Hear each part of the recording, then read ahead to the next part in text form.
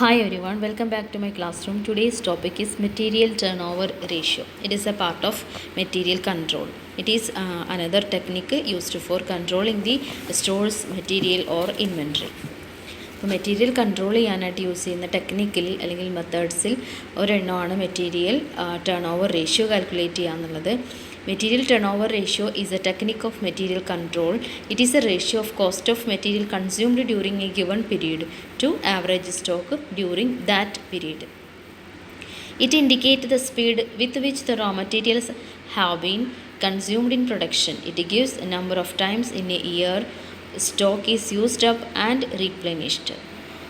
In short, it shows the rate of consumption of materials. Stock turnover ratio is also called stock velocity. It is computed as follows. Material turn over ratio എന്ന് പറയുന്നത് material കൺട്രോളിൻ്റെ ഒരു ടെക്നിക്കാണ്. Material control ചെയ്യാൻ use ചെയ്യുന്ന ഒരു ടെക്നിക്കാണ്. ഇത് എക്സ്പ്രസ് ചെയ്യുന്നത് എങ്ങനെയാണെന്ന് വെച്ചാൽ ഈ റേഷ്യോ എക്സ്പ്രസ് ചെയ്യുന്നത് relationship between cost of material consumed and average stock. Cost of material കൺസ്യൂംഡും ആവറേജ് സ്റ്റോക്കും തമ്മിലുള്ള റിലേഷൻഷിപ്പ് എക്സ്പ്രസ് ചെയ്യുന്ന റേഷ്യോ ആണ് മെറ്റീരിയൽ ടേൺ ഓവർ റേഷ്യോ. ഇതിനകത്ത് ഇൻഡിക്കേറ്റ് ചെയ്യുന്നത് എത്ര സ്പീഡിലാണ് മെറ്റീരിയൽ ടേൺ ഓവർ ചെയ്യുന്നത് ഒരു പീരീഡിൽ, അല്ലെങ്കിൽ എത്രത്തോളമാണത് കൺസ്യൂം ചെയ്യുന്നത് പ്രൊഡക്ഷൻ പ്രോസസ്സിൽ എന്നുള്ളത് ഐഡൻറ്റിഫൈ ചെയ്യാനായിട്ടാണ് material turn over ratio use ചെയ്യുന്നത്. എത്ര പ്രാവശ്യം ഒരു ഇയറിൽ സ്റ്റോക്ക് കൺവേർട്ട് ആവുന്നുണ്ട്, ക്യാഷിൻ്റെ ഫോമിലേക്ക് കൺവേർട്ട് ആവുന്നുണ്ട്, അല്ലെങ്കിൽ എത്ര തവണ നമ്മളത് പർച്ചേസ് ചെയ്യേണ്ടതായിട്ടുണ്ട് എന്നുള്ളതൊക്കെ കണ്ടുപിടിക്കാനാണ് ഈ റേഷ്യോ യൂസ് ചെയ്യുന്നത്. സ്റ്റോക്ക് ടേൺ ഓവർ റേഷ്യോനെ നമുക്ക് സ്റ്റോക്ക് വെലോസിറ്റി എന്നുകൂടെ പറയാം. മെറ്റീരിയൽ ടേൺ ഓവർ റേഷ്യോ തന്നെയാണ് stock turn over ratio. Express ചെയ്യുന്നത് നമ്പർ ഓഫ് ടൈംസിലാണ്. ഇക്വേഷൻ എന്ന് പറയുന്നത് cost of material consumed divided by average stock. Cost of material consumed is equal to opening stock plus purchases minus closing stock. Opening stock of മെറ്റീരിയലിൻ്റെ കൂടെ purchase of material add ചെയ്തതിന് ശേഷം closing stock of material less ചെയ്യുമ്പോൾ നമുക്ക് cost of material consumed കിട്ടും. അത് average stock കൊണ്ട് divide ചെയ്ത് കഴിഞ്ഞാൽ മെറ്റീരിയൽ ടേൺ ഓവർ റേഷ്യോ നമുക്ക് കിട്ടും. ആവറേജ് സ്റ്റോക്ക് എങ്ങനെയാണ് കാൽക്കുലേറ്റ് ചെയ്യുക? Opening stock plus closing stock divided by 2.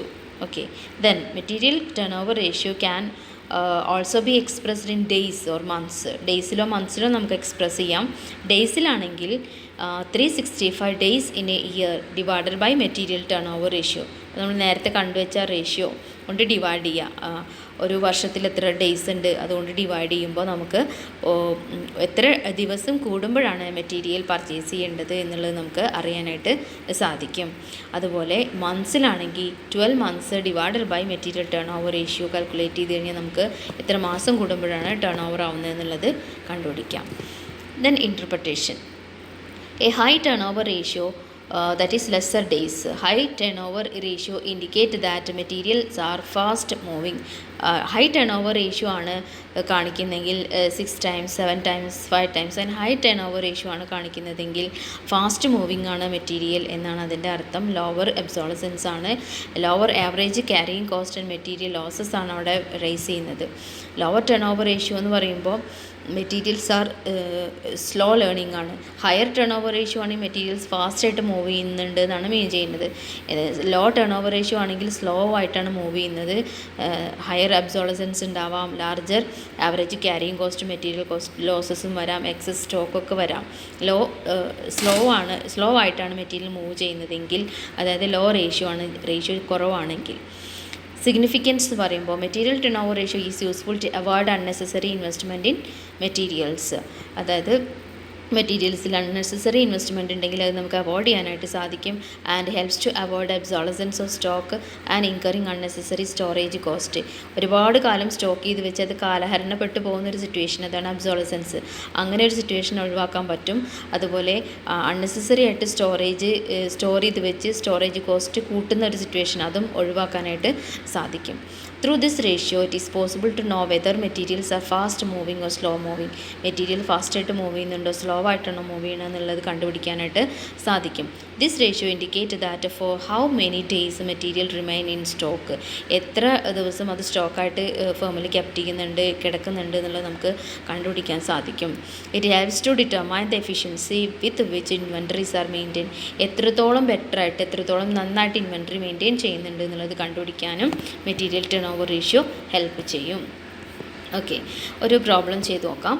From the following information, year ended 31st March 2016, calculate inventory turn over ratio. Material turn over ratio കാണാനാണ്. Material എയും ബിയും തന്നിട്ടുണ്ട്, opening സ്റ്റോക്കും പർച്ചേസസും closing സ്റ്റോക്കും തന്നിട്ടുണ്ട്. അപ്പോൾ നമുക്ക് കോസ്റ്റ് ഓഫ് മെറ്റീരിയൽ കൺസ്യൂംഡ് എങ്ങനെ കണ്ടുപിടിക്കുക?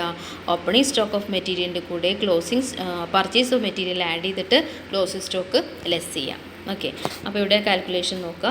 Calculation of material consumed. ആദ്യം എന്താ ചെയ്ത്? ഓപ്പണിംഗ് സ്റ്റോക്ക് രണ്ടിലും എടുത്തു, ആഡ് പർച്ചേസസ് ആഡ് ചെയ്തു.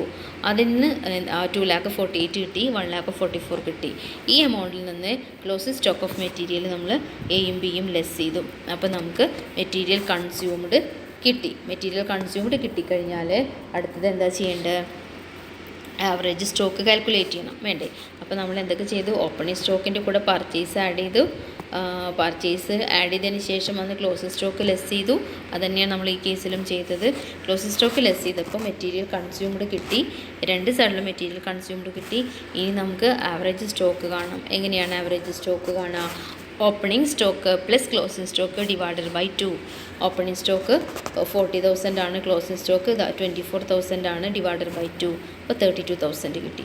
അതുപോലെ ബിയുടെ കേസിലും 36,000 പ്ലസ് 48,000 ഡിവൈഡഡ് ബൈ 2 നമുക്ക് 42,000 കിട്ടി.